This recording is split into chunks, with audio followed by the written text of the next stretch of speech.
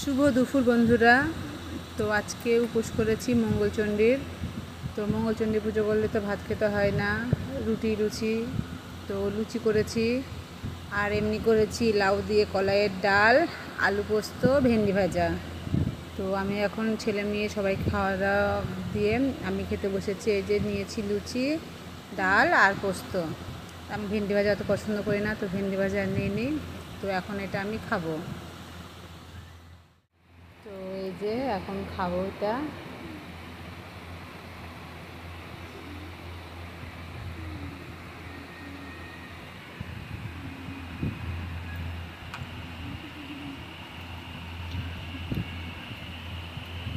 এই যে ছেলে খাই গেছে, ছেলে বসে আছে।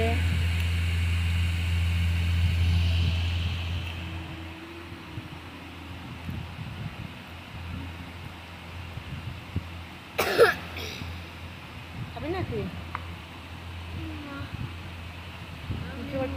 খেয়ে